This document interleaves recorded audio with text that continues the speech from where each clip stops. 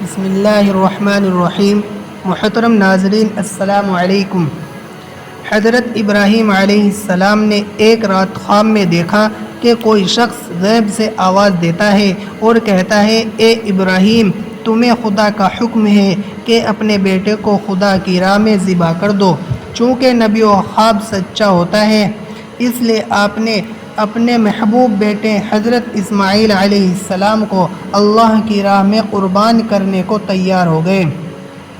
چونکہ حضرت اسماعیل ابھی کم عمر تھے، اس لیے آپ نے ان سے صرف اتنا کہا کہ بیٹا رسی اور ایک چھری لے کر میرے ساتھ چلو۔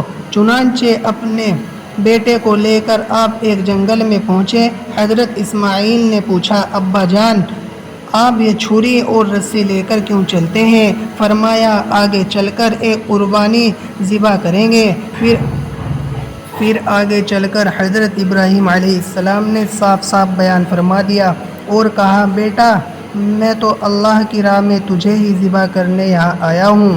میں نے خواب میں دیکھا ہے کہ تجھے ذبح کر رہا ہوں۔ بیٹا، یہ اللہ کی مرضی ہے، بتا تیری مرضی کیا ہے؟ حضرت اسماعیل نے جواب دیا، ابا جان، جب اللہ کی یہی مرضی ہے تو پھر میری مرضی کا کیا سوال؟ آپ کو جس بات کا حکم ہوا ہے آپ وہ کیجئے، انشاءاللہ میں صبر کر کے دکھاؤں گا۔ بیٹے کا یہ جرأت آمیز جواب سن کر حضرت ابراہیم علیہ السلام بڑے خوش ہوئے اور اپنے بیٹے کو اللہ کی راہ میں ذبح کرنے پر تیار ہو گئے۔ اور جب باپ نے اپنے بیٹے کو ماتھے کے بل لٹایا اور گردن پر چھری رکھی اور اسے چلایا تو چھری نے گردن اسماعیل کو بالکل نہ کاٹا۔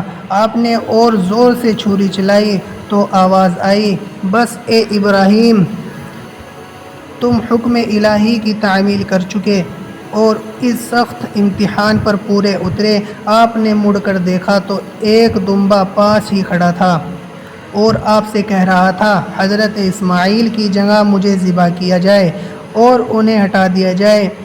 چنانچہ حضرت ابراہیم علیہ السلام نے اس دمبے کو ذبح فرما دیا اور حضرت اسماعیل اٹھ بیٹھے اور اس امتحان میں دونوں باپ بیٹے علیہم السلام کامیاب ہو گئے۔